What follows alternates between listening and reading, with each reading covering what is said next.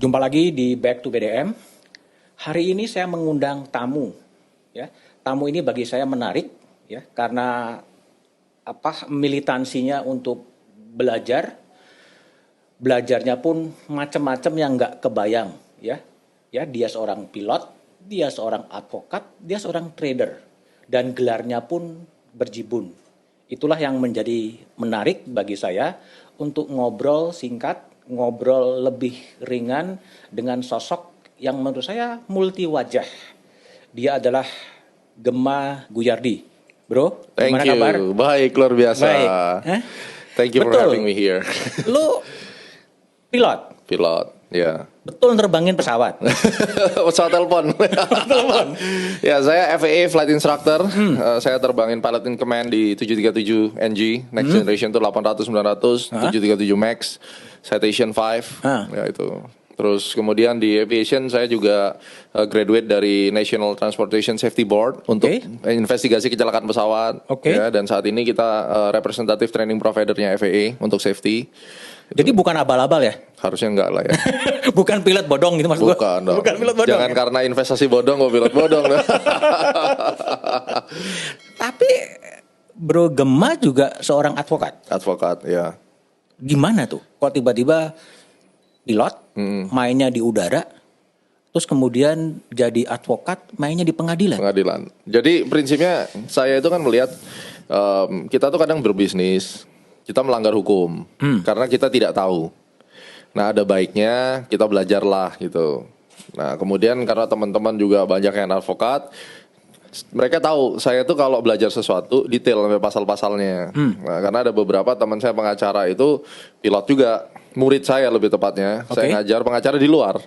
Nah, terus ketika saya bicara tentang hukum penerbangan, aturannya begini pasalnya, terus dia bilang, lu nih salah profesi gitu, lu mestinya jadi lawyer. Jadi lawyer, gue nggak kebayang kan. Nah, ternyata lawyer tuh juga sama prinsipnya ya kayak KUHP, perdata atau pidana misalnya nantinya. Itu pasal-pasalnya. Terus kemudian saya di pasar modal. Ternyata kayak undang-undang pasar modal kan banyak regulasinya sebenarnya, border-bordernya itu sama. Wah, saya sadar waktu saya mengaplikasikan hukum penerbangan kan sama gitu. Akhirnya ya udahlah, kenapa nggak saya jadi lawyer supaya paling tidak di negara ini kalau kita melakukan sesuatu kita tahu rambu-rambunya. Sebenarnya di situ. Jadi pilot, jadi advokat, tapi juga dari trader. Ya, trader kan mainnya sebenarnya, investor. Mainnya trader. Mainnya trader, betul. Jadi Bro Gemma ini usianya masih muda ya, 35 tahun, right? Dia adalah CEO dari Astronasi Internasional. Ya, betul. Astronasi Internasional ini menggabungkan antara astrologi dan Fibonacci. Betul. Itu ilmunya. Jadi ilmu yang saya temukan tahun 2009 memperbaiki atau menyempurnakan dari penemuan atau penelitian terdahulu. Jadi abad 19 itu sebenarnya sudah ada. Dulu namanya William Delbert Gann, terus kemudian David William, George Bayer, itu adalah nama-nama besar yang mengkorelasikan antara cosmic cycle ya, planetary cycle dengan cycle yang ada di market. Terus kita lihat turunannya ada Wyckoff Theory, ada Elliott Wave. Nah, ini adalah orang-orang yang mempelajari siklus harga. Karena kita percaya bahwa segala sesuatu ada siklusnya. Dan ada harga, ada waktu. Dan price and time itu satu hal yang tidak bisa dipisahkan.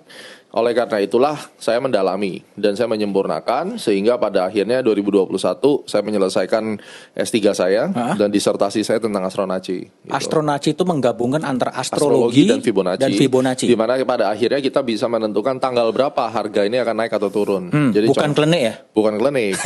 Kan, jadi bukan dukun. Jadi makanya itu salah satunya. Jadi orang selalu bilang bahwa orang yang tidak mengerti ya. Ini klinik nih, ya kan? Nah, untuk menjawab mereka kan tidak ada lain, saya harus membuktikan secara empiris. Sudah terbukti secara empiris pun banyak orang mengatakan bahwa itu pseudoscience. Nah, ini repot lagi nih. Pseudoscience katanya. Jadi ya bagi saya sih, pada saat kita bicara dengan sesama intelektual atau akademisi, tentunya mereka akan respect dengan yang namanya bukti empiris. Nah, pada saat saya sudah membuktikan secara realita, de facto maupun de jure-nya itu kita sudah terbukti, berarti kan memang itu bisa dipakai sebagai tambahan referensi lah. Saya tidak bilang bahwa dengan kita mengetahui ini semua itu 100% kita pasti benar gitu. Karena nggak ada yang tahu masa depan, satu orang pun tidak kan.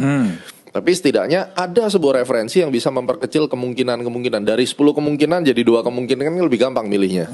Hitam atau merah kan gitu. Nah, itulah fungsinya gitu. Kalau aku baca di Instagramnya Gemma gitu. Gelarnya tuh ada Dr. Gemma Guyardi, SH, MH, CAT dan lain sebagainya itu apa sih itu? Belakang gua nggak ngerti sebenarnya. Oke. Apa itu? Jadi kalau dokter ya dokter kan Oke. S3 ya, MM-nya Magister Management, MH-nya Magister Hukum. Terus CAT belakang- itu Chartered Astronaci Trader, itu certification dari astronaci. Ya Oke. kan kita ada certification. Terus CFTE itu Certified Financial Technician. Gandengannya saya dapat Master Financial Technical Analysis. Itu semuanya dari International Federation Technical Analysis. Jadi keilmuan analisa teknikal tuh itu ada organisasinya, IFTA namanya. Nah, saya saat ini yang aktif satu-satunya di Indonesia megang paling tinggi, Master Financial Technical Analysis. Terus kemudian World Manager, Chartered World Manager, sama kalau yang dari Indonesia itu ada Certified Securities Analyst dari Asosiasi Analis Efek, lembaga sertifikasi pasar modal, Certified Technical Analyst. Belakangnya lagi itu yang Flight Instructor dari FA, Certified Flight Instructor, Flight Instrument Instructor, dan seterusnya. Terus selain itu saya pegang lisensi OJK, Wakil Manajer Investasi, dan Wakil Perdagangan Efek. Saya lagi berjuang untuk CFA sekarang. CFA. Ya, itu paling Financial berat. Analysis. Chartered Financial Analysis itu berat banget, setengah mampus. Jadi saya bilang kalau sampai saya bisa lulus itu dalam waktu 3 tahun, wah itu udah pesta deh gitu. Karena saya orangnya tuh bodoh banget, Pak. Bodoh banget, tapi sertifikatnya banyak gitu. Iya, cuma kalau yang itu karena memang saya bodoh, saya ngumpulin kan. Nah, ini tapi tingkat kepintaran saya ini tidak susah. Kalau teman-teman punya CFA itu udah suhu banget gitu. Oh, oke. Tapi gini, motivasi Bro Gema ya Iya. untuk belajar dan belajar ini sebenarnya ngapain sih? Mau cari apa sih? Benar. ini Semua kekayaan udah banyak. banyak. Oh, saya belum kaya, Pak. Kan namanya Gema bilioner. Aduh, ya itu kan supaya memotivasi diriku sendiri biar jadi bilioner gitu kan. Soalnya kan kalau bahasa Inggris bilioner itu kan miliar dolar. Miliar dolar. Satu hal yang belum pernah saya capai. Oke. Dulu saya punya impian punya pesawat. Ya Punya kan? pesawat. Saya ngimpiin terus the law of attraction. Positif kerja keras saya akhirnya punya flying school. Kita mau nggak mau kan punya pesawat. Flying school di Amerika Di ya? Amerika. Nah, boleh dong sekarang saya bermimpi saya mau jadi bilionernya US dollar gitu kan. Tapi kan sekarang udah tercapai kan, udah crazy rich juga kan. Enggak lah, saya crazy doang Pak, gak rich Pak. Malu saya Pak kalau dibilang crazy rich. Oke. Debu. Enggak, tapi Motivasinya begini. Saya tuh suka ngajar. Kebetulan saya jadi guru dari umur 14 tahun. jadi guru 14 tahun. Guru piano. Oh, guru piano. Wah, ini kompetensi lain lagi ya? Saya guru piano dan saya magician. Saya ngajar sulap juga gitu Ngajar kan. sulap? Zaman dulu. Oke. Waktu saya SMA saya udah mulai kerja. Saya cari uang dari main piano dari hotel ke hotel di Surabaya. Right. Di Shangri-La, Marriott, di Sogo, ya kan? Itu 4 jam saya main piano sampai jari keriting cuma dibayar 70.000. Saya masih ingat itu. Terus kemudian saya main sulap, saya ngajar sulap waktu zaman itu. Karena orang tua saya itu tidak mau ngasih uang jajan. Kalau kamu mau hidup ya lu kerja gitu. Oke. Sangat keras sekali memang didikannya. Nah, dari sana saya melihat, oh kayaknya ngajar nih saya seneng gitu. Dan akhirnya saya sadar bahwa pada saat kita mau mengajar, kita itu memberikan ilmu pada orang. Ada yang namanya principle of primacy. Pada saat saya mengajarkan pada Bapak satu ilmu baru, itu akan keinstall di kepala kita, di subconscious mind kita, dan itu tidak bisa di-uninstall selamanya. Jadi sebagai tanggung jawab moral, saya tidak ingin jadi educator yang asal ngomong kalau ngajar. Otomatis saya harus certified. Contoh, misalnya kita beli barang, kalau dia udah punya ISO kan, wah ini barang ini udah SNI misalnya, udah certified gitu. Sama, jadi sertifikasi bukan berarti mau gaya-gayaan, tapi tanggung jawab moral saya untuk mengetahui satu bidang dengan dalam dan saya standar. Jadi kalau kita ngomong sesuatu itu ada dasarnya gitu. Tapi gini, yang dicari oleh Gema untuk piano ya, terus kemudian magician dan lain sebagainya sampai kemudian sekarang menjadi tradepreneur. Ya. Itu apa? Hobi, fun, Hobi. passion. Hobi untuk terus belajar. Hobi untuk terus belajar. Dan memang ada orang-orang yang hobinya belajar. Karena bagi saya kayak saya tuh dari dulu pingin, oke, saya udah bisa ini, what next gitu. Karena ada rasa puas ketika kita, contoh Pak, Bapak dulu belajar naik sepeda. Waktu belajar jatuh-jatuh kan struggle banget. Ketika kita sudah bisa naik sepeda rasanya gimana? Nah rasa itu kayak candu buat saya. Jadi rasa ketika saya pertama kali bisa melakukan sesuatu yang saya bisa belajarin, itu saya nikmatin banget. Jadi itu candu sebenarnya. Siapa yang memotivasi Gema untuk terus belajar dan terus Gak ada, naturally. Tapi papa saya selalu bilang bahwa orang yang punya banyak skill itu bisa diterima dimanapun, bisa hidup dimanapun. Jadi kayak sekarang misalnya, saya dibuang lah, diasingkan di Afrika ya misalnya. Saya nggak, dengan skill yang saya ada tuh, even di negara yang paling kumuh sekalipun saya bisa survive di situ. Karena at least di situ ada piano, saya bisa jadi pengamen di jalan, saya main kan. Di situ ada internet, saya bisa trading di situ. Di situ ada pesawat, saya bisa ngajar jadi flight instructor. Ya di situ ada sekolah, saya bisa ngajar ekonomi ibaratnya. Kan saya dosen juga Pak. Iya. Gitu. Iya. Di waktu S1 Anda ngambil juga 2 mata kuliah secara paralel. Iya. Selisih tahun aja, selisih 2 tahun. Gitu. Hukum dan ekonomi. hukum dan ekonomi. Hukum dan ekonomi. Ya itu karena saya nggak, gimana ya kalau saya bilang saya kuliah itu sebenarnya nggak suka kuliah dan kepaksa apalagi kan orang tua yang mengharuskan kamu harus masuk accounting. Kalau saya maunya yang lain nggak boleh gitu. Apa? Papa itu kuliah dulu Hukum. Cuma ya namanya orang tua kuliah ya asal kuliah lah. Makanya dia nggak pingin saya seperti dia. Tapi papa bilang harus accounting. Tidak boleh tidak. Wah sampai berantem gitu. Nggak mau. Saya maunya desain. Gue pingin desain dulu. Nggak boleh. Lo ambil accounting atau gue buang jadi anak. Sampai segitunya. Keras. Batu papa saya baja kali. Baja. Tapi dia kasih tahu kenapa gitu. Apapun profesinya, pasti ujung-ujungnya hitung-hitungan duit. Kalau lu nggak bisa ngitung duit, nggak usah ngomong mau bisnis. Itu ada benernya. Mau jadi dokter tetap ujung-ujungnya kan accounting. Jadi ya saya waktu itu menjalani dengan sangat terpaksa sebenarnya. Dan saya males-malesan, IP saya nggak tinggi-tinggi banget dulu. Berapa itu? Pernah 0,6. Pernah 0,6. Karena waktu kuliah saya disuruh ngerjain udang. Saya bisnis udang. Waktu kuliah bisnis udang. Pembibitan udang. Ya Bangkrut. Kan? Enggak, justru jalan. Kuliahnya yang saya kuliahnya yang bangkrut. Bangkrut kuliahnya. Jadi dulu itu ya kalau saya kan orang Surabaya, ada namanya drop out gitu. Okay. Saya nggak DO, sebelum di DO saya OD, out DW, Pak. Saya keluar terus saya pindah kampus. Di mana kampus itu Narotama. Saya dulu di UK Petra. UK Petra kurang begitu mendukung lah untuk orang-orang yang bekerja pada saat itu. Akhirnya saya masuk ke Narotama, itu ada kelas karyawan. Nah, yang cuma kuliah Sabtu Minggu, Senin sampai Jumat saya kerja. Dan kuliah malam itu ya? Kuliah malam, iya emang benar. Ada yang siang, Minggu kan siang, ada yang kuliah malam waktu itu. Ya awalnya dari situ, jadi sambil berbisnis. Nah dari situ saya sadar, oh ya waktu saya bisnis tuh gue perlu belajar loh. Jadi kesadaran tuh muncul karena kebutuhan. Masalah yang terjadi di lapangan, kadang kan kita nggak bisa menyelesaikan. Berarti harus mencari referensi dari referensi yang ada ya di kuliah itu. Saya cari teorinya apa nih, ada masalah di lapangan begini, saya cari gitu. Oke. Bisa solve. Dari situ saya percaya yang namanya kuliah. Jadi ayah memang faktor yang dominan, dominan dalam pengembangan kepribadian Gema ya. Jadi saya sampai bisa keras dan baja itu di 2. Yang pertama ayah, yang kedua market. Pasar modal. Orang bilang Pak Gema tuh galak keras itu. Sebenarnya yang mendesain saya seperti itu market. Saya terlalu banyak loss di market. Terlalu banyak di loss di market. Tapi sekarang udah cuan banyak. Ya kadang loss juga Pak. Kadang loss juga. Namanya manusia Pak. Ya kan?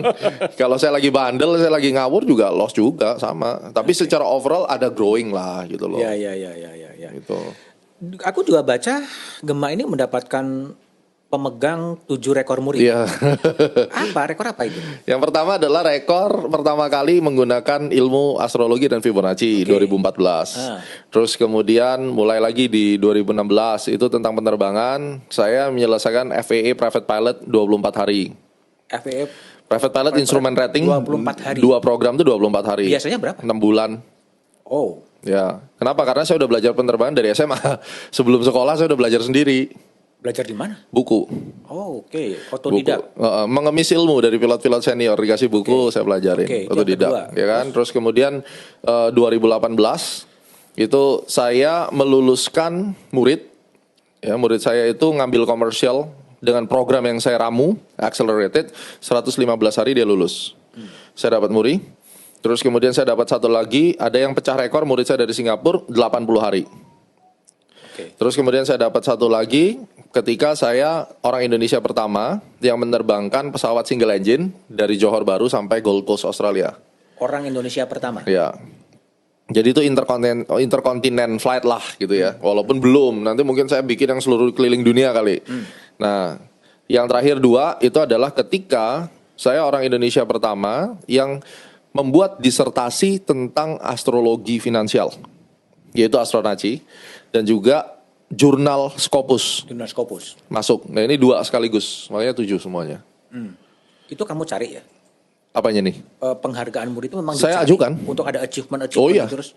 Dan saya memang pinginnya mungkin harus dapat 3 lagi. Saya ngomong sama Pak Jaya Suprana waktu itu ngomong, kamu harus maju terus, bikin dobrakan, Muri support. Wah, saya bangga sekali gitu. Ya udah, pokoknya setiap 2 tahun mungkin saya akan pikir saya mau bikin apa, satu hal yang baru kan gitu. Sekarang mimpinya udah tercapai? Belum lah. Belum. Apa sih mimpinya? Mimpinya saya meninggal, orang kenal bahwa saya adalah aset bangsa yang bisa menjadi inspirasi buat edukasi. Itu aja.